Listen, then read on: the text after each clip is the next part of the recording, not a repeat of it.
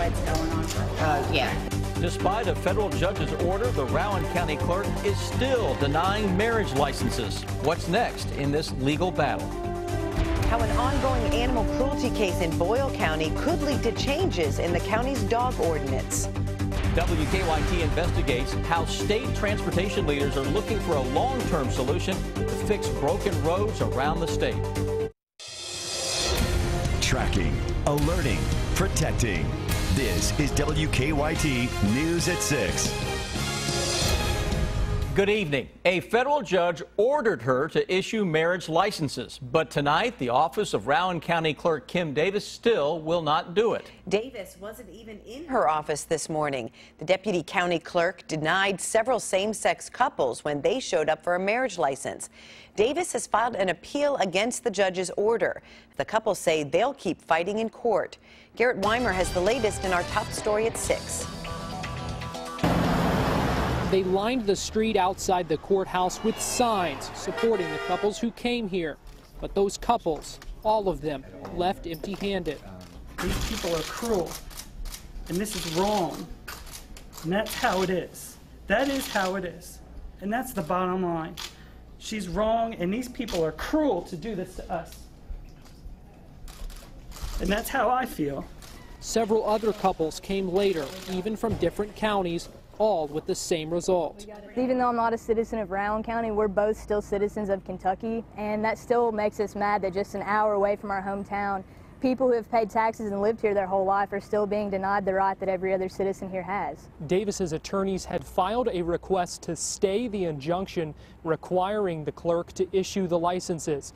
So they tell us they advised the office not to issue them until the appeal is resolved. I just want her to see the faces of the people that she's turning down. A federal judge has now ordered both sides in the suit to give him a written response before he'll decide on the stay.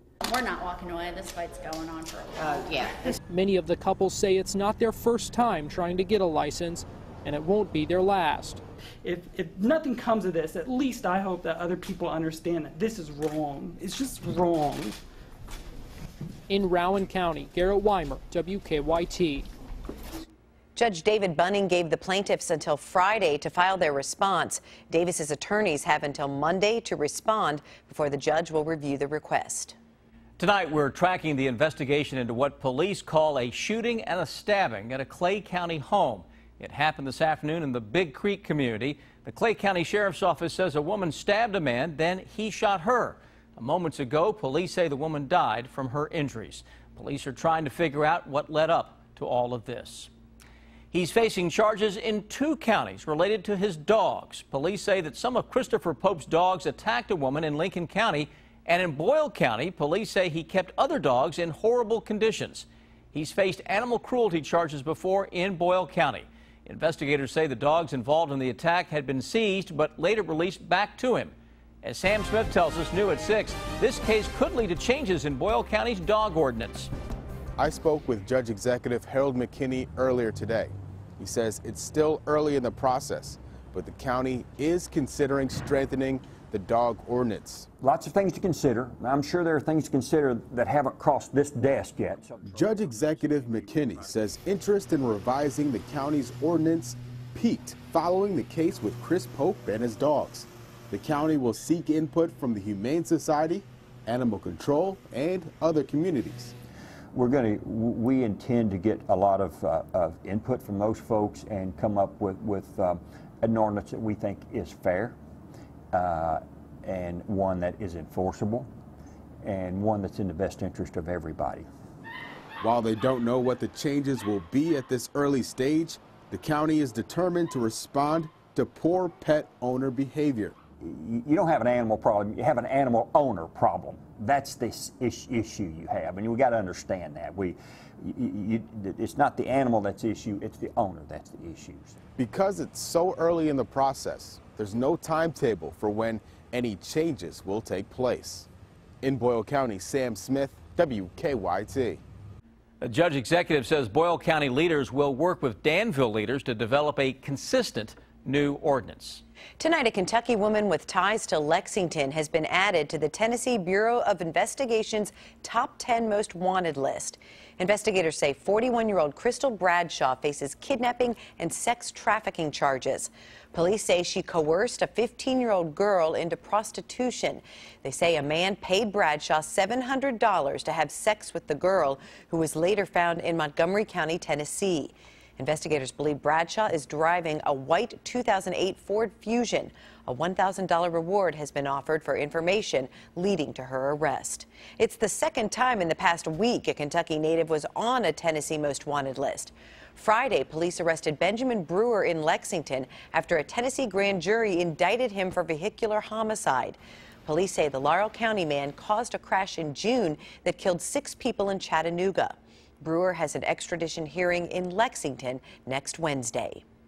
Tonight, we're tracking the investigation into an unusual theft at a Lexington church. Leaders of St. Elizabeth Ann Seton Catholic Church say that 2 relics disappeared from a framed display in a hallway. They say one is a bone fragment from St. Elizabeth Ann Seton, and the other is something she touched. Church leaders are not sure how the relics were stolen. They did file a report with police. New tonight, the Bluegrass Army Depot will soon be changing its policies for visitors.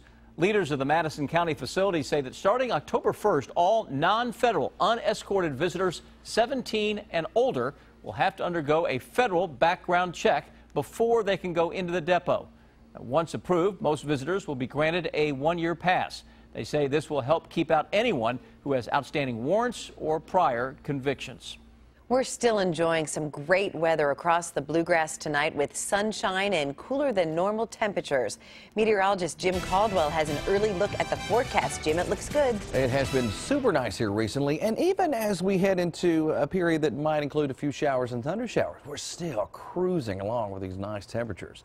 Out there currently, we are sitting at 80 degrees in Lexington for much of the day, though. We were in the upper 70s, so over the past couple of hours, we finally cracked into the 80s, 81 last hour. Now we're at 80 degrees here in Lexington, 79, Danville, Richmond, and also out toward Mount Sterling and Moorhead. So upper 70s, low 80s showing up all over the place. Just comfortable stuff. It's comfortable tonight as well. We look ahead to 11 o'clock and we're in the mid 60s, some low 60s also creeping in. But you want to talk about really chilly. Look at this, especially out toward our east. Model trying to push low 50s in on Ashland. That has a chill to it. Mid 50s showing up around here, central and eastern portions of Kentucky as we advance through the overnight hours and into the day tomorrow. We're right back into the 80s. Now, one thing that will stay relatively calm will be this, Defender. However, a few isolated showers and thunder showers will start creeping into our south and to our east. I'll take a closer look coming up in just a few minutes. They say it's hard to plan for the future. Leaders with the Kentucky Transportation Cabinet are tired of extensions being made to the Federal Surface Transportation Law.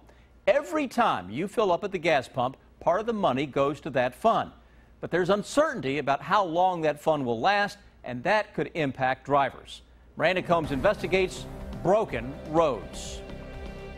There are roads you know like the back of your hand, the ones you hit at the same time every day. They are part of your routine. You know they will be there. Certainty is a big thing, and what we have had is uncertainty. The U.S. Department of Transportation says 34% of Kentucky roads are in poor or mediocre condition. The state says the number of what they classify as poor roads is more like 17%. If it's asphalt, it needs to be resurfaced, or if it's concrete, it needs to be what's called diamond grinding. Those are the roads at the top of the repair list. The states are being reimbursed for what they've already spent. But that list is in jeopardy of expanding because the state can't fix what it can't afford. You lay out millions of dollars and you're counting on getting reimbursed for it.